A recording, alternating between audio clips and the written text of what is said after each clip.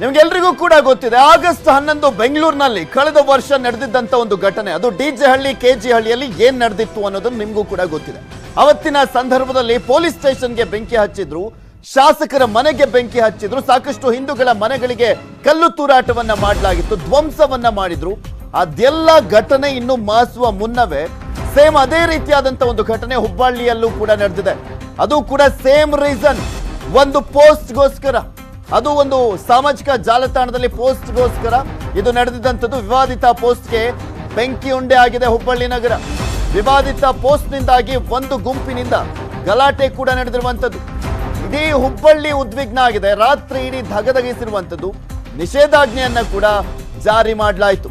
ವಿವಾದಿತ ಪೋಸ್ಟ್ ಹಾಕಿದ್ದವನನ್ನ ಬಂಧಿಸಿದ್ರು ಪೊಲೀಸರು. ಈ ಗಲಾಟೆ ಶುರು ಆಗ್ಲಿಕ್ಕೂ ಮುಂಚೆನೆ ಬಂಧಿಸಿದ್ರು. ಆದ್ರೂ ಕೂಡ ಕೈ ಮೀರಿ ಹೋಗಿತ್ತು ಪರಿಸ್ಥಿತಿ.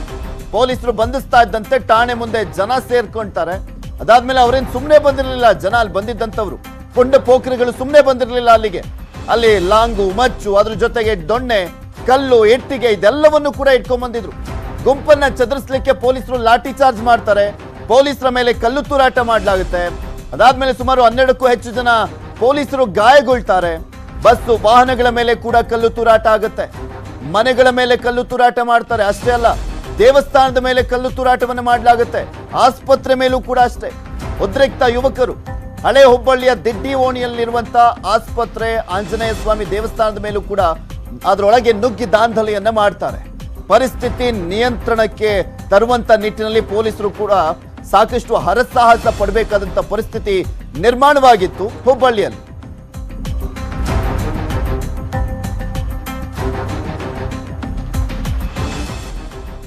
ಏನೇನಾಯ್ತು ಹಾಗಾದ್ರೆ? ಈ ಘಟನೆಗೆ ಪ್ರಮುಖ ಕಾರಣ ಏನು?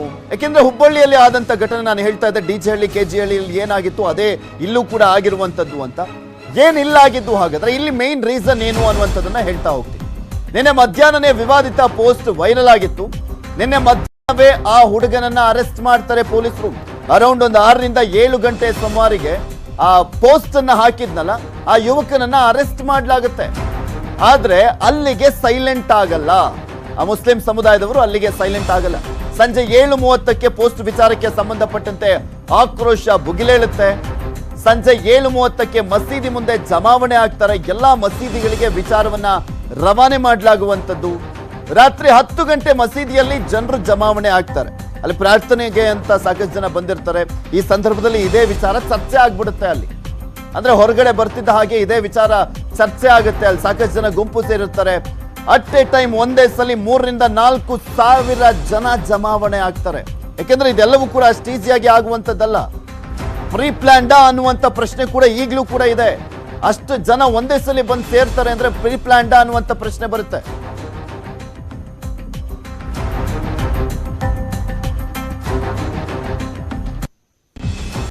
ಹಾಗಾದ್ರೆ ಏನೇನಾಯ್ತು, ಯಾವ ಟೈಮಲ್ಲಿ ಏನಾಯ್ತು ಅನ್ನುವಂಥ ಮಾಹಿತಿಯನ್ನು ನಿಮ್ಮ ಮುಂದೆ ಇಡ್ತಾ ಹೋಗ್ತೀನಿ, ಗ್ರಾಫಿಕ್ಸ್ ಮುಖಾಂತರ ಎಕ್ಸ್ಪ್ಲೈನ್ ಮಾಡ್ತಾ. ಇಲ್ಲಿ ಪ್ರಮುಖವಾಗಿ 6 ರಿಂದ 7 ಗಂಟೆ ಸುಮಾರಿಗೆ ಆ ಯುವಕ ಪೋಸ್ಟ್ ಮಾಡಿರ್ತಾನಲ್ಲ ಅವನನ್ನ ಅರೆಸ್ಟ್ ಮಾಡಲಾಗಿರುತ್ತೆ. ಆದ್ರೂ ಕೂಡ ಇದು ಶುರುವಾಗ್ತಾ ಹೋಗುತ್ತೆ. ಅಲ್ಲಿ ಗಲಭೆ ಸೃಷ್ಟಿ ಆಗ್ತಾ ಹೋಗುತ್ತೆ. ಸಂಜೆ 7:30ರ ಸುಮಾರಿಗೆ ಅಲ್ಲಿ ಆಕ್ರೋಶ ಭುಗಿಲೇಳುವಂಥದ್ದು. ಬೇರೆ ಬೇರೆ ಏರಿಯಾದಿಂದ ಕೂಡ ಬಂದ್ರು ಅಲ್ಲಿಗೆ ಆ ಒಂದು ಸಮುದಾಯದವರು ಅಂತ ಹೇಳಲಾಗ್ತಾ ಇರುವಂಥದ್ದು. ನಮ್ಮ ಪ್ರತಿನಿಧಿ ಹೇಳ್ತಾ ಇದ್ರು, ಮಧ್ಯಾಹ್ನ ಬೆಳಗಿಂದನೂ ಕೂಡ ನಿಮಗೆ ತೋರಿಸ್ತಾ ಇದ್ವಿ ಏನೇನಾಯ್ತು ಅಂತ. ಅದರ ಇನ್ಸೈಡ್ ಸುದ್ದಿಯನ್ನೇ ಈಗ ನಿಮ್ಮ ಮುಂದೆ ಇಡ್ತಾ ಇರುವಂಥದ್ದು. ಸಂಜೆ 7:30ಕ್ಕೆ ಮಸೀದಿ ಮುಂದೆ ಜಮಾವಣೆ ಆಗ್ತಾ ಹೋಗ್ತಾರೆ. ಪ್ರಾರ್ಥನೆಗೆ ಅಂತ ಬಂದಿದ್ದಂಥವ್ರು ಎಲ್ಲರೂ ಕೂಡ ಅಲ್ಲೇ ಇರ್ತಾರೆ. ಎಲ್ಲಾ ಮಸೀದಿಗಳಿಗೆ ಈ ಒಂದು ಮಾಹಿತಿ ರವಾನೆ ಆಗ್ತಾ ಹೋಗುತ್ತೆ. ರಾತ್ರಿ 10 ಗಂಟೆ ಮಸೀದಿಗೆ ಅಲ್ಲಿ ಬಂದಿದ್ದಂಥ ಜಮಾವಣೆ ಆಗಿದ್ದಂಥ ಜನರು ದೊಡ್ಡ ಪ್ರಮಾಣದಲ್ಲಿ ಸೇರುವಂಥದ್ದು. ಎಲ್ಲಾ ಮಸೀದಿಗಳ ಮುಂದೆನೂ ಕೂಡ ಸಾಕಷ್ಟು ದೊಡ್ಡ ಪ್ರಮಾಣದಲ್ಲಿ ಜನ ಸೇರ್ತಿದ್ದ ಹಾಗೆ, ಈ ವಿಚಾರ ಚರ್ಚೆ ಆಗ್ತಿದ್ದ ಹಾಗೆ ಅಲ್ಲೊಂದು ಪ್ಲಾನ್ ನಡೆಯುತ್ತೆ. ಅಂದ್ರೆ ಮೊದಲೇ ಕೆಲವರು ವಾಟ್ಸಪ್ಗಳಲ್ಲೆಲ್ಲ ಮೆಸೇಜ್ಗಳನ್ನ ಹರಿಬಿಟ್ಟಿರ್ತಾರೆ ಯಾವ್ಯಾವ ರೀತಿಯಾಗಿ ಏನೇನು ಮಾಡಬೇಕು ಅಂತ. ಅದೇ ಪ್ರಕಾರ ಅಲ್ಲಿ ನಡ್ಕೊಳ್ಳುವಂತ ನಿಟ್ಟಿನಲ್ಲಿ ಜನ ಸೇರ್ತಾನೆ ಹೋಗ್ತಾರೆ. 11 ಗಂಟೆಗೆ ಆಂಜನೇಯ ದೇವಸ್ಥಾನದ ಮೇಲೆ ದಾಳಿಯನ್ನ ಮಾಡಲಾಗುತ್ತೆ. ಸುಮಾರು 3 ರಿಂದ 4 ಸಾವಿರ ಜನ ಜಮಾವಣೆ ಆಗ್ತಾರೆ ಆ ಏರಿಯಾದಲ್ಲಿ. ಆ ಪೊಲೀಸರು ಕೂಡ ಬರ್ತಾರೆ ಆ ಸಂದರ್ಭದಲ್ಲಿ. ಆ FIR ನಲ್ಲಿ ಉಲ್ಲೇಖ ಆಗಿರುವಂತದ್ದೆಲ್ಲವನ್ನು ಕೂಡ ಹೇಳ್ತಾ ಹೋಗ್ತೀನಿ ನಿಮ್ಗೆ. ಫಸ್ಟ್ ಅಲ್ಲಿ ಸಾಕಷ್ಟು ಜನ ಸೇರ್ತಿದ್ದ ಹಾಗೆ ಪೊಲೀಸರಿಗೆ ಇನ್ಫಾರ್ಮೇಶನ್ ಹೋಗುತ್ತೆ. ಪೊಲೀಸರಿಗೆ ಇನ್ಫಾರ್ಮೇಶನ್ ಹೋಗ್ತಿದ್ದ ಹಾಗೆ ಅವರು ಕೂಡ ಬರ್ತಾರೆ. ಆದ್ರೆ ಅವರಿಗೂ ಕೂಡ ಬೆದರಿಸಿ ಕಳಿಸ್ತಾರೆ. ಇವ್ರನ್ನ ಹೊಡೆದಾಕ್ಬಿಡೋಣ, FIR ನಲ್ಲಿ ಉಲ್ಲೇಖ ಆಗಿರುವಂತದ್ದು ಇದು, ಇವ್ರನ್ನ ಹೊಡೆದಾಕ್ಬಿಡೋಣ, ಪೊಲೀಸರು ಅವ್ರನ್ನ ಅರೆಸ್ಟ್ ಮಾಡಿ ತಕ್ಕ ಶಿಕ್ಷೆಯನ್ನ ಕೊಡಬೇಕು, ಅಲ್ಲಿ ಬಂದಿದ್ದಂತ ಕೆಲವು ಪೊಲೀಸರ ಮೇಲೆ ಇವ್ರನ್ನೂ ಕೂಡ ಹೊಡೆದಾಕ್ಬಿಡೋಣ ಅಂತೆಲ್ಲ ಬೆದರಿಸ್ತಾರೆ. ಅವ್ರು ಬಂದಿದ್ದಂತ ವಾಹನದ ಮೇಲೆ ಕಲ್ಲು ತೂರಾಟವನ್ನ ಮಾಡ್ತಾರೆ, ಅದನ್ನು ಕೂಡ ಮೆನ್ಷನ್ ಮಾಡಲಾಗಿದೆ. ಹಾಗಾದ್ರೆ ಆ FIR ಅಲ್ಲೆಲ್ಲ ಇದೆಯಲ್ಲ, ಅಲ್ಲಿ ಏನಂತ ಪಾಯಿಂಟ್ಸ್ಗಳು ಉಲ್ಲೇಖ ಆಗಿದೆ, ಏನು ಎತ್ತ, ಅದನ್ನು ಕೂಡ ತೋರಿಸ್ಲಿಕ್ಕೂ ಮುಂಚೆ ಏನಾಯ್ತು ಆ ಸೀನ್ ಬೈ ಸೀನ್ ತೋರಿಸ್ತಾ ಹೋಗ್ತೀವಿ. 10 ಠಾಣೆ ಮುಂದೆ ಬಂದು ಗುಂಪು ಜಮಾಯಿಸ್ತಾರೆ. ಇದು ಪೊಲೀಸ್ ಠಾಣೆ, ಹುಬ್ಬಳ್ಳಿಯ ಪೊಲೀಸ್ ಠಾಣೆ ಮುಂದೆ ಬಂದು ಜಮಾವಣೆ ಆಗುವಂಥದ್ದು ಈ ಸೀನ್ ನಂಬರ್ 1. ಸುಮಾರು 3 ರಿಂದ 4 ಸಾವಿರ ಜನ ಬಂದು ಸೇರ್ತಾರೆ. ಸೀನ್ ನಂಬರ್ 2, ಅಲ್ಲಿದ್ದಂಥ ಪೊಲೀಸರ ಜೊತೆ ವಾಗ್ವಾದವನ್ನ ಮಾಡ್ತಾರೆ. ಅಲ್ಲಿ ಬಂದಿದ್ದಂಥವ್ರೆಲ್ಲರೂ ಕೂಡ ಉದ್ರಿಕ್ತರು, ದುಷ್ಕರ್ಮಿಗಳು ಸಾಕಷ್ಟು ಜನ ಇದೇ ಒಂದು ಪರಿಸ್ಥಿತಿಯನ್ನ ಅಡ್ವಾಂಟೇಜ್ ಆಗಿ ತೆಗೆದುಕೊಳ್ತಾರೆ. ಪೊಲೀಸರು ಹೇಳಿದ್ರು ಕೂಡ ಸುಮ್ಮನಾಗಲ್ಲ, ನಾವು ಆಲ್ರೆಡಿ ಬಂಧಿಸಿದ್ದೀವಿ, ಕ್ರಮ ಕೈಗೊಳ್ತೀವಿ ಅಂತ ಹೇಳಿದ್ರು ಕೂಡ ಸುಮ್ಮನಾಗಲ್ಲ. ಬಂದಿದ್ದಂಥವ್ರು ಪೊಲೀಸರ ಜೊತೆ ಜಗಳಾಡ್ತಾ ಆಡ್ತಾ ಕಲ್ಲು ತೂರಾಟವನ್ನ ಕೂಡ ಮಾಡ್ತಾರೆ. ಪೊಲೀಸರನ್ನ ಅಟ್ಟಳಿಸ್ಕೊಂಡು ಹೋಗ್ತಾ ಇರುವಂಥದ್ದನ್ನ ಕೂಡ ಗಮನಿಸ್ತಾ ಇದೆ. ಸೀನ್ ನಂಬರ್ 3 ಇದು. ಉದ್ರಿಕ್ತರು ಕಲ್ಲು ತೂರಾಟವನ್ನ ಮಾಡ್ತಾ ಪೊಲೀಸ್ ಜೀಪನ್ನ ಕೂಡ ಅಟ್ಟಿಸ್ಕೊಂಡು ಹೋಗ್ತಾರೆ, ಪೊಲೀಸರನ್ನ ಕೂಡ ಅಟ್ಟಿಸ್ಕೊಂಡು ಹೋಗ್ತಾರೆ. ಪೊಲೀಸರಿಗೆ ಇಲ್ಲಿ ಪರಿಸ್ಥಿತಿ ನಿಯಂತ್ರಣ ಮಾಡುವಂಥದ್ದೇ ದೊಡ್ಡ ಸವಾಲಾಗ್ಬಿಡುತ್ತೆ. ಸೀನ್ ನಂಬರ್ 3 ಇದು ನಾವು ನಿಮಗೆ ತೋರಿಸ್ತಾ ಇರುವಂಥದ್ದು. ಉದ್ರಿಕ್ತರಿಂದ ಯಾವ ರೀತಿಯಾಗಿ ಕಲ್ಲು ತೂರಾಟ ಆಯಿತು, ಪೊಲೀಸ್ ಜೀಪ್ಗಳು ಕೂಡ ಜಖಂಗೊಂಡಿದ್ದಾವೆ. ಬರೀ ಪೊಲೀಸ್ ಜೀಪ್ಗಳು ಮಾತ್ರ ಅಲ್ಲ, ಆ ಸುತ್ತಮುತ್ತ ಏರಿಯಾದಲ್ಲಿರುವಂಥ ಎಲ್ಲ ಕಾರ್ಗಳಾಗಿರ್ಬೋದು, ಯಾವ್ಯಾವ 4 ವೀಲರ್ ಇರ್ತವೆ ಅವೆಲ್ಲವನ್ನು ಕೂಡ ಜಖಂ ಮಾಡಲಾಗಿದೆ. ಇದು ನಿಮಗೆ ಕಾಣಸಿಗ್ತಾ ಇರುವಂಥ ಕೆಲವು ಎಕ್ಸಾಂಪಲ್ಗಳಷ್ಟೇ. ಪೊಲೀಸ್ ವಾಹನವನ್ನು ಕೂಡ ಬಿಟ್ಟಿಲ್ಲ ಅನ್ನುವಂಥದ್ದು. ಸೀನ್ ನಂಬರ್ 5, ಪರಿಸ್ಥಿತಿಯನ್ನ ನಿಯಂತ್ರಣಕ್ಕೆ ತರುವಂತ ನಿಟ್ಟಿನಲ್ಲಿ ಖಾಕಿ ಪಡೆಯವರು ಹರಸಾಹಸ ಪಡ್ತಾರೆ. ಗಾಳಿಯಲ್ಲಿ ಗುಂಡು, ಅಶ್ರುವಾಯ, ಹಾಗೆ ಅದ್ರ ಜೊತೆಗೆ ಪಕ್ಕದ ಸ್ಟೇಷನ್ನ ಪೊಲೀಸರು ಇವ್ರನ್ನೆಲ್ಲರನ್ನೂ ಕೂಡ ಕರೆಸ್ಕೊಳ್ತಾರೆ. ಆದ್ರೂ ಕೂಡ ಸಾಕಷ್ಟು ಹರಸಾಹಸ ಪಟ್ಟಾದ್ಮೇಲೆ ಹತ್ತತ್ರ 1 ಗಂಟೆ ಸುಮಾರಿಗೆ ಪರಿಸ್ಥಿತಿ ಸ್ವಲ್ಪ ಮಟ್ಟಿಗೆ ನಿಯಂತ್ರಣಕ್ಕೆ ಬರುತ್ತೆ. ದೊಡ್ಡ ಮಟ್ಟದಲ್ಲಿ ಹರಸಾಹಸ ಪಡಬೇಕಾಗಿತ್ತು. DJ ಹಳ್ಳಿಗೆ ಯಾಕೆ ಕಂಪೇರ್ ಮಾಡ್ತಿದೀವಿ ಅಂದ್ರೆ ಅಲ್ಲೂ ಕೂಡ ಇದೇ ರೀತಿಯಾದಂತ ಘಟನೆ ನಡೆದಿದ್ದು. ಅಲ್ಲಿ ಬೆಂಕಿ ಹಚ್ಚಿದ್ರು, ಇಲ್ಲಿ ಬೆಂಕಿ ಹಚ್ಚೋದೊಂದು ಬಿಟ್ಟು ಇನ್ನು ಎಲ್ಲಾ ಕೆಲಸನೂ ಮಾಡಿದ್ರು. ಸೀನ್ ನಂಬರ್ 6 ಇದು. ಅಶ್ರುವಾಯಿ ಲಾಠಿ ಚಾರ್ಜ್ ಅನ್ನ ಮಾಡ್ತಾರೆ. ಪರಿಸ್ಥಿತಿಯನ್ನ ನಿಯಂತ್ರಣ ಮಾಡುವಂತ ನಿಟ್ಟಿನಲ್ಲಿ ಪೊಲೀಸರು ಇದ್ದಿದ್ದೇ ಕಮ್ಮಿ ಸಂಖ್ಯೆಯಲ್ಲಿ, ಆದ್ರೆ ಅವ್ರು ಬಂದಿದ್ದು ದೊಡ್ಡ ಸಂಖ್ಯೆಯಲ್ಲಿ, 3 ರಿಂದ 4 ಸಾವಿರ ಜನ. ಅಲ್ಲಿ ಬಂದಿದ್ದಂಥವ್ರು ಎಲ್ಲರ ಕೈಲೂ ಕೂಡ ಕಲ್ಲಿರುತ್ತೆ, ದೊಣ್ಣೆ ಇರುತ್ತೆ, ರಾಡ್ ಇರುತ್ತೆ, ಇಟ್ಟಿಗೆ ಇರುತ್ತೆ. ಹೆಂಗ್ ಕಂಟ್ರೋಲ್ ಮಾಡ್ತಾರೆ ಹೇಳಿ? ರಾತ್ರೋರಾತ್ರಿ ದಿಢೀರಾದಂಥ ಘಟನೆಯ ವಿಚಾರಕ್ಕೆ ಸಂಬಂಧಪಟ್ಟಂತೆ ಪೊಲೀಸರಿಗೂ ಕೂಡ ಏನು ಮಾಡಬೇಕು ಅಂತ ಗೊತ್ತಾಗ್ತಿರ್ಲಿಲ್ಲ, ಎಷ್ಟೇ ಮನವೊಲಿಸಿದ್ರು ಕೂಡ ಆಗಿರಲಿಲ್ಲ. ಸೀನ್ ನಂಬರ್ 7, ಆಂಜನೇಯ ದೇಗುಲಕ್ಕೂ ಕೂಡ ನುಗ್ಗಿ ಗಲಾಟೆಯನ್ನ ಮಾಡಲಾಗುತ್ತೆ. ಆ ಏರಿಯಾದಲ್ಲಿ ಆಂಜನೇಯ ದೇವಸ್ಥಾನ ಇದೆ, ದಿಡ್ಡಿ ಆಂಜನೇಯ ಸ್ವಾಮಿ ಅಂತ. ಅಲ್ಲೂ ಕೂಡ ನುಗ್ಬಿಟ್ಟು ಗಲಾಟೆಯನ್ನ ಮಾಡ್ತಾರೆ. ಅದ್ರ ಜೊತೆಗೆ ಕಲ್ಲು ತೂರಾಟವನ್ನ ಮಾಡ್ತಾರೆ. ನಿಮ್ಗೆ ತೋರಿಸ್ತಾ ಇದ್ವಿ, ಇದು ಆಂಜನೇಯ ದೇಗುಲದ ಆವರಣ. ಅಲ್ಲಿರುವಂಥ ಕಿಟಕಿಯನ್ನ ಒಡೆದಾಕುವಂಥದ್ದು, ಆ ಡೋರನ್ನು ಮುರಿಯುವಂಥ ಪ್ರಯತ್ನ ಮಾಡಿದ್ದಾರೆ, ಅದರೊಳಗೆ ಕಲ್ಲನ್ನು ತೂರಿರುವಂಥದ್ದು, ಅದ್ರ ಜೊತೆಗೆ ಇಟ್ಗೆ ಎಲ್ಲ ಬಿದ್ದಿರುವಂಥದ್ದು ಅಲ್ಲಿ. ಯಾಕೆಂದರೆ ಮೊನ್ನೆ ಅಷ್ಟೇ ಆಂಜನೇಯ ಒಂದು ನಿಮಗೂ ಕೂಡ ಗೊತ್ತಿದೆ ಹಬ್ಬ ಇದ್ದಿದ್ದಂಥದ್ದು. ಆ ಸಂದರ್ಭದಲ್ಲಿ ಆಗಿರಬೇಕಾದ್ರೆ ಇನ್ಯಾವ ರೀತಿಯಾಗಿ ಅಲ್ಲಿ ಪ್ರಕ್ಷುಬ್ಧ ವಾತಾವರಣ ನಿರ್ಮಾಣ ಆಗಿತ್ತು ಅನ್ನೋದನ್ನು ಊಹಿಸ್ಕೊಳ್ಬೋದು ನೀವು. ಸೀನ್ ನಂಬರ್ 8, ಖಾಸಗಿ ಆಸ್ಪತ್ರೆಗೆ ನುಗ್ಗಿ ದಾಂಧಲೆಯನ್ನ ಮಾಡಲಾಗುತ್ತೆ. ಸಂಜೀವಿನಿ ಮಲ್ಟಿ ಸ್ಪೆಷಾಲಿಟಿ ಆಸ್ಪತ್ರೆ, ಅಲ್ಲೂ ಕೂಡ ಅಷ್ಟೇ ರೋಗಿಗಳಿರ್ತಾರೆ, ಆದರೆ ಅಲ್ಲೂ ಕೂಡ ಕಲ್ಲು ತೂರಾಟವನ್ನ ಮಾಡ್ತಾರೆ. ಅಲ್ಲಿದ್ದಂಥ ಪೇಷಂಟ್ಸ್ಗಳು ಹೇಳ್ಕೊಂಡಿದ್ದಾರೆ, ನಮಗೆ ಇಂಥ ಪರಿಸ್ಥಿತಿ ಯಾವತ್ತೂ ಕೂಡ ನೋಡಿರಲಿಲ್ಲ ಹುಬ್ಬಳ್ಳಿಯಲ್ಲಿ, ಅಂಥ ಪರಿಸ್ಥಿತಿ ನಿರ್ಮಾಣವಾಗಿತ್ತು, ನಾವು ಬದುಕ್ತೀವೋ ಇಲ್ವೋ ಅನ್ನುವಂಥ ಪರಿಸ್ಥಿತಿ ನಿರ್ಮಾಣ ಆಗಿದ್ದಂಥದ್ದು ನಿಜಕ್ಕೂ ಕೂಡ ಆತಂಕವನ್ನ ತಂದಿತ್ತು ಅಂತ ಹೇಳ್ತಾರೆ ಅಲ್ಲಿನ ಜನ. ಸೀನ್ ನಂಬರ್ 8, ಖಾಸಗಿ ಆಸ್ಪತ್ರೆಗೆ ನುಗ್ಗಿ ದಾಂಧಲೆ ಮಾಡಾದ್ಮೇಲೆ ಸೀನ್ ನಂಬರ್ 9 ಗಮನಿಸ್ತಾ ಇದ್ದೀರಾ, ಕಲ್ಲು ತೂರಾಟದ ದೃಶ್ಯವನ್ನ. ಸಾಕಷ್ಟು ದೃಶ್ಯಾವಳಿಗಳು ಸೆರೆಯಾಗಿದ್ದಾವೆ. ಇಲ್ಲಿ ಪ್ರಮುಖವಾಗಿ ಸಾಕಷ್ಟು ಜನ ಕಲ್ಲು ತೂರಾಟ ಮಾಡ್ತಾ ಇದ್ರಲ್ಲ, ಅದು CCTVಯಲ್ಲಿ ಆಗಿರ್ಬೋದು, ಕೆಲವರು ಮೊಬೈಲ್ನಲ್ಲೂ ಕೂಡ ಸೆರೆ ಹಿಡಿದಿರುವಂಥ ದೃಶ್ಯಾವಳಿಗಳೆಲ್ಲವೂ ಕೂಡ ಸೆರೆಯಾಗಿದೆ. ಹುಬ್ಬಳ್ಳಿ ಪೊಲೀಸರ ಕೈ ಸೇರಿರುವಂಥದ್ದು ಈ ದೃಶ್ಯಾವಳಿಗಳೆಲ್ಲವೂ ಕೂಡ. ಈ ದೃಶ್ಯಗಳನ್ನ ಆಧರಿಸಿನೇ ಇದುವರೆಗೂ ಪೊಲೀಸರು ಅಲ್ಲಿ ಬಂಧಿಸುವಂತ ಕೆಲಸವನ್ನ ಮಾಡ್ತಾ ಇದ್ದಾರೆ. ಆ ಮುಖಚರಿಯನ್ನ ಅಬ್ಸರ್ವ್ ಮಾಡಿ ಬಂಧಿಸುವಂತ ಕೆಲಸವನ್ನ ಮಾಡ್ತಾ ಇರುವಂಥದ್ದು. ಈ ಗಮನಿಸ್ತಾ ಇದಿರಲ್ಲ, ಈ ದುಷ್ಕರ್ಮಿಗಳು, ಈ ಕಿಡಿಗೇಡಿಗಳು, ಕಿರಾತಕರು ಯಾವ ರೀತಿಯಾಗಿ ದಾಂಧಲೆಯನ್ನ ಸೃಷ್ಟಿ ಮಾಡಿದ್ರು, ಗಲಭೆಯನ್ನ ಮಾಡುವಂತ ನಿಟ್ಟಿನಲ್ಲೇ ಪ್ಲಾನ್ ಮಾಡ್ಕೊಂಡು ಬಂದಿದ್ರು ಅಂತ. ಸೀನ್ ನಂಬರ್ 10, ಪರಿಸ್ಥಿತಿ ನಿಯಂತ್ರಣಕ್ಕೆ ಖಾಕಿ ಹರಸಾಹಸ ಪಡ್ತಾರೆ. ಲಾಠಿ ಚಾರ್ಜ್ ಅನ್ನ ಮಾಡಬೇಕಾದಂತ ಪರಿಸ್ಥಿತಿ ಬರುತ್ತೆ ಅಲ್ಲಿ. ಯಾಕೆಂದ್ರೆ ಎಷ್ಟೇ ಪ್ರಯತ್ನ ಪಟ್ಟರು ಕೂಡ ಕೇಳಲಿಲ್ಲ. ಫೈನಲಿ ಆಪ್ಷನ್ ಅಂದ್ರೆ ಏನು ಪೊಲೀಸರಿಗೆ? ಲಾಠಿ ಚಾರ್ಜ್ ಅನ್ನ ಮಾಡುವಂಥದ್ದು. ಆ ಕೆಲಸವನ್ನ ಮಾಡಿದ್ರು ಪೊಲೀಸರು. ಇದು ಸೀನ್ ನಂಬರ್ 10 ನಿಮ್ಗೆ ತೋರಿಸ್ತಾ ಇರುವಂಥದ್ದು. ಪೊಲೀಸರು ಹೋಗಿ ಅಲ್ಲಿ ಪರಿಸ್ಥಿತಿ ನಿಯಂತ್ರಣಕ್ಕೆ ತರುವಂತ ನಿಟ್ಟಿನಲ್ಲಿ ಲಾಠಿ ಚಾರ್ಜ್ ಮಾಡ್ತಾರೆ. ಸೀನ್ ನಂಬರ್ 11, ಹುಬ್ಬಳ್ಳಿಯಲ್ಲಿ ನಿಷೇಧಾಜ್ಞೆಯನ್ನ ಜಾರಿ ಮಾಡಲಾಗುತ್ತೆ. ಸೀನ್ ನಂಬರ್ 11 ಇದು. ಹುಬ್ಬಳ್ಳಿಯಲ್ಲಿ ನಿಷೇಧಾಜ್ಞೆಯನ್ನ ಜಾರಿ ಮಾಡ್ತಾರೆ. ಸೊ ಆ ಸಂದರ್ಭದಲ್ಲಿ ಪರಿಸ್ಥಿತಿಯನ್ನ ನಿಯಂತ್ರಣಕ್ಕೆ ತರುವಂತ ನಿಟ್ಟಿನಲ್ಲಿ ಪ್ರಯತ್ನ ಪಡಲಾಗುತ್ತೆ. ಅದು ಬೆಳಗ್ಗೆ ಯಾವ ರೀತಿಯಾಗಿತ್ತು ಪರಿಸ್ಥಿತಿ ಅನ್ನುವಂಥದ್ದನ್ನು ನೋಡ್ಬೋದು. ಅಲ್ಲಿದ್ದಂಥ ಪೊಲೀಸ್ ಜೀಪ್ಗಳೆಲ್ಲ ಜಖಮ್ ಆಗೋಗಿರುತ್ತೆ. ನಂತರ ಆರೋಪಿಗಳನ್ನ ವಶಕ್ಕೆ ಪಡೆಯುವಂಥ ಕೆಲಸ ಬೆಳಗ್ಗೆನೆ ಪೊಲೀಸರು ಅಖಾಡಕ್ಕಿಳಿದು ಯಾರ್ಯಾರು ಆರೋಪಿಗಳು ಅಂತ ಅವ್ರಿಗೆ ಅನ್ಸುತ್ತೆ ಅವ್ರನ್ನ ವಶಕ್ಕೆ ಪಡೆಯುವಂಥ ಕೆಲಸವನ್ನ ಮಾಡ್ತಾರೆ. ದೃಶ್ಯಾವಳಿಗಳನ್ನ CCTV ದೃಶ್ಯಾವಳಿ ಆಗಿರ್ಬೋದು, ಮೊಬೈಲ್ ದೃಶ್ಯಾವಳಿಗಳನ್ನ ಆಧರಿಸಿ ಬಂಧಿಸುವಂತ ಕೆಲಸವನ್ನ ಮಾಡ್ತಾರೆ. ಇದುವರೆಗೂ ಬಂದಿರುವಂತ ಮಾಹಿತಿ ಪ್ರಕಾರ 105 ಜನ ಆರೋಪಿಗಳನ್ನ ಬಂಧಿಸಲಾಗಿದೆ. 105 ಜನ ಆರೋಪಿಗಳನ್ನ ವಶಕ್ಕೆ ಪಡೆದು ಪೊಲೀಸರು ವಿಚಾರಣೆಯನ್ನ ಮಾಡ್ತಾ ಇದ್ದಾರೆ. ಹುಬ್ಬಳ್ಳಿ ಪೊಲೀಸ್ ಸ್ಟೇಷನ್ ನಲ್ಲಿ ಸೀನ್ ನಂಬರ್ 13 ಹುಬ್ಬಳ್ಳಿಯಲ್ಲಿ ಹೈ ಅಲರ್ಟ್ ಅನ್ನ ಘೋಷಣೆ ಮಾಡಲಾಗುತ್ತೆ. ಪೊಲೀಸರು ಸಾಕಷ್ಟು ಕಟ್ಟುನಿಟ್ಟಿನ ಕ್ರಮವನ್ನ ಕೈಗೊಳ್ತಾರೆ. ಮತ್ತೆ ಅಹಿತಕರ ಘಟನೆ ನಡಿಬಾರ್ದು ಅಂತ. ಯಾಕೆಂದ್ರೆ ಬೋಧಿ ಮುಚ್ಚಿದ ಕೆಂಡದಂತಿರುವಂತದ್ದು ಹುಬ್ಬಳ್ಳಿಯ ಸಿಟಿ. ಮತ್ತೊಂದು ಕೋಮಿನವರು ಇದೇ ವಿಚಾರಕ್ಕೆ ಸಂಬಂಧಪಟ್ಟಂತೆ ಮತ್ತೊಂದು ರೀತಿಯಾದಂತಹ ಪರಿಸ್ಥಿತಿ ಆಗ್ಬಾರ್ದು ಅನ್ನುವ ಕಾರಣಕ್ಕೋಸ್ಕರ ಇಲ್ಲಿ ಮೇನ್ ಆಗಿ ಇದೆಲ್ಲದ ಆಯ್ತಲ್ಲ, ಅದಾದ್ಮೇಲೆ FIR ಕೂಡ ದಾಖಲು ಮಾಡ್ಕೊಳ್ತಾರೆ ಪೊಲೀಸರು. ಆ FIR ನಲ್ಲಿ ಏನಂತ ಉಲ್ಲೇಖ ಮಾಡಲಾಗಿದೆ, ಹುಬ್ಬಳ್ಳಿಯಲ್ಲಿ ಉದ್ವಿಗ್ನ ಪರಿಸ್ಥಿತಿ ಉಂಟಾಗಿದ್ದಂತ ವಿಚಾರಕ್ಕೆ ಸಂಬಂಧಪಟ್ಟಂತೆ FIR ಕೂಡ ದಾಖಲಾಗಿದೆ. ಘಟನೆಯಲ್ಲಿ ಗಾಯಗೊಂಡಂತ police sub inspector Jagadish Hanchinal ಅವರು ದೂರನ್ನ ಕೊಟ್ಟಿದ್ರು ಏನೇನು ಆಯ್ತು ಅನ್ನುವಂತ ವಿಚಾರದ ಬಗ್ಗೆ. ಆ ದೂರಿನ ಅನ್ವಯ FIR ದಾಖಲಾಗಿರುವಂಥದ್ದು. ಆ FIR ನಲ್ಲಿ ಏನಿದೆ ಅಂತ ನೋಡ್ತಾ ಹೋಗೋಣ.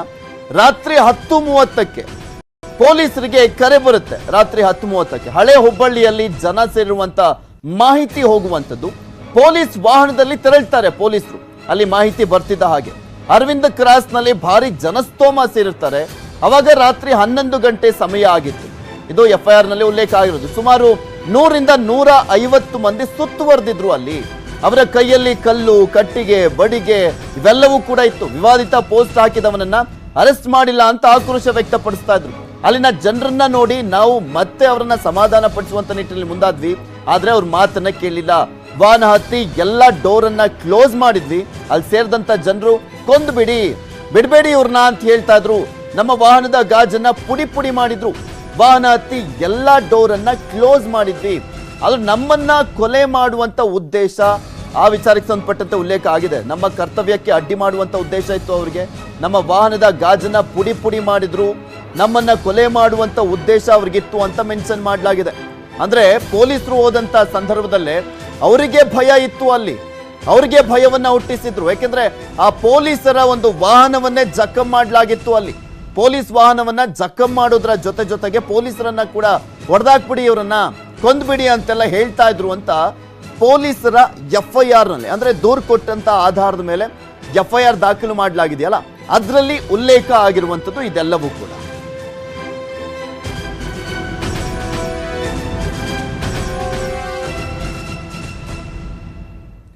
ಹುಬ್ಬಳ್ಳಿ ಹಿಂಸಾಚಾರ ಪ್ರಕರಣದ ಸಂಬಂಧ 105 ಮಂದಿ ಬಂಧನ ಆಗಿರುವಂತದ್ದು. ಬಂಧಿತರೆಲ್ಲರನ್ನೂ ಕೂಡ DR ಮೈದಾನಕ್ಕೆ ಶಿಫ್ಟ್ ಮಾಡಲಾಗಿದೆ. ಒಬ್ಬೊಬ್ಬರ ಹೆಡಮುರಿಯನ್ನ ಕಟ್ತಾ ಇದ್ದಾರೆ ಪೊಲೀಸರು. ಯಾರೆಲ್ಲ ಭಾಗಿಯಾಗಿದ್ರು ಈ ಒಂದು ಪ್ರಕರಣದಲ್ಲಿ ಅವರೆಲ್ಲರನ್ನೂ ಕೂಡ ಬಂಧಿಸುವಂತ ನಿಟ್ಟಿನಲ್ಲಿ ಪ್ರಯತ್ನ ಪಡಲಾಗ್ತಾ ಇದೆ. ಈಗ 105 ಜನರನ್ನ ಬಂಧಿಸಲಾಗಿದೆ. ಹುಬ್ಬಳ್ಳಿಯಲ್ಲಿ ಪೊಲೀಸರಿಂದ ಪಥಸಂಚಲನ ಕೂಡ ಮಾಡಲಾಗ್ತಾ ಇದೆ. ರೂಟ್ ಮಾರ್ಚ್ ಅನ್ನು ಮಾಡಲಾಗಿರುವಂತದ್ದು. ಪೊಲೀಸ್ ಸಿಬ್ಬಂದಿಯಿಂದ ಪಥಸಂಚಲನ ಆಗ್ತಾ ಇದೆ. ಶಾಂತಿ ಸೌಹಾರ್ದತೆ ಕಾಪಾಡುವಂತೆ ಜನ ಜಾಗೃತಿಯನ್ನ ಮಾಡಲಾಗ್ತದೆ. ಮತ್ತು ಒಂದ್ ಕಡೆ ಸಹಜವಾಗಿ ಅಲ್ಲಿರುವಂತಹ ಸಾರ್ವಜನಿಕರು ಕೂಡ ಭಯಭೀತಿಗೊಂಡಿರ್ತಾರೆ. ಅವರಿಗೆ ಧೈರ್ಯ ತುಂಬುವಂತ ಕೆಲಸವನ್ನ ಮಾಡಲಾಗ್ತದೆ ಈ ರೂಟ್ ಮಾರ್ಚ್ ಮಾಡುವ ಮುಖಾಂತರ. ಮತ್ತೊಂದು ಪ್ರಶ್ನೆ ಎದ್ದೇಳುವಂತದ್ದು ಅಂದ್ರೆ, ಇಷ್ಟೆಲ್ಲ ಆಗ್ತಾ ಇದ್ರು ಕೂಡ ಇದಕ್ಕೂ ಮುಂಚೆ ಪೊಲೀಸರಿಗೆ ಯಾವುದೇ ಹಿಂಟ್ ಇರ್ಲಿಲ್ವಾ? ಪೊಲೀಸರ ವೈಫಲ್ಯ ಏನಾದ್ರೂ ಇದೆಯಾ ಈ ಒಂದು ಪ್ರಕರಣದಲ್ಲೂ ಕೂಡ ಅನ್ನುವಂತ ಪ್ರಶ್ನೆ ಎದ್ದೇಳ್ತಾ ಇದೆ. ಯಾಕೆಂದ್ರೆ DJ ಹಳ್ಳಿ, KG ಹಳ್ಳಿ ಪ್ರಕರಣದಲ್ಲೂ ಕೂಡ ಇದೇ ರೀತಿಯಾಗಿ ಆದಂತ ಸಂದರ್ಭದಲ್ಲಿ ಪೊಲೀಸರ ವೈಫಲ್ಯ ಎದ್ದು ಕಾಣಿಸ್ತಾ ಇತ್ತು. ಆ ಸಂದರ್ಭದಲ್ಲಿ ಈಗ CM ಆಗಿರುವಂತವ್ರೆ ಗೃಹ ಸಚಿವರಾಗಿದ್ದಂಥವ್ರು ಯಾವುದೇ ಕಾರಣಕ್ಕೂ ಬಿಡಲ್ಲ ಅಂತ ಹೇಳ್ತಾ ಇದ್ರು. ಆದ್ರೂ ಕೂಡ ಏನು ಮಾಡ್ಕೊಳ್ಳಿಲ್ಲ. ಆಮೇಲೆ ಇದೆಲ್ಲದ್ರ ಬಗ್ಗೆ ಮತ್ತಷ್ಟು ಡೀಟೇಲ್ಸ್ ಅನ್ನ ನೀಡ್ತಾರೆ ನಮ್ಮ ಹುಬ್ಬಳ್ಳಿಯ ಪ್ರತಿನಿಧಿ ಶಿವರಾಮ್ ಅಸುಂಡಿ. ನೇರ ಸಂಪರ್ಕದಲ್ಲಿ ಜಾಯ್ನ್ ಆಗ್ತಾ ಇದ್ದಾರೆ. ಶಿವರಾಮ್ ಅಸುಂಡಿ, ಗಮನಿಸ್ತಾ ಇದೀವಿ ಹುಬ್ಬಳ್ಳಿಯಲ್ಲಿ ಏನಾಯ್ತು ಅಂತ. ಇಲ್ಲಿ ಪ್ರಮುಖವಾಗಿ DJ ಹಳ್ಳಿ, KG ಹಳ್ಳಿಯಲ್ಲಿ ಏನಾಗಿತ್ತು ಅದೇ ರಿಪೀಟ್ ಆಗಿದೆ ಅಂತ ಹೇಳಿದ್ರೆ ತಪ್ಪಾಗ್ಲಿಕ್ಕಿಲ್ಲ. ಆದ್ರೆ ಒಂದು ಅನುಮಾನ ಮತ್ತೆ ಪ್ರಶ್ನೆ ಮೂಡುವಂತದ್ದು ಅಂದ್ರೆ, ಇಷ್ಟೆಲ್ಲ ದೊಡ್ಡ ಮಟ್ಟದಲ್ಲಿ ಗಲಭೆ ನಡೆಯುವಂತ ಸಂದರ್ಭದಲ್ಲೂ ಕೂಡ ಇದಕ್ಕೂ ಮುಂಚೆ ಯಾವುದೇ ಇಂಟಿರ್ಲಿಲ್ವಾ? ಪೊಲೀಸ್ ಇಲಾಖೆ ವೈಫಲ್ಯ ಕಾಣ್ತಾ ಇದೆಯಾ ಅಲ್ಲಿ? ಯಾವ ರೀತಿಯಾಗಿ ಪ್ರೀ ಪ್ಲಾನ್ ಮಾಡ್ಕೊಂಡಿದ್ರು, ಯಾರಾದ್ರೂ ಕುಮ್ಮಕ್ಕು ಕೊಟ್ಟಿದ್ರ ಇದಕ್ಕೆ ಅಂತ?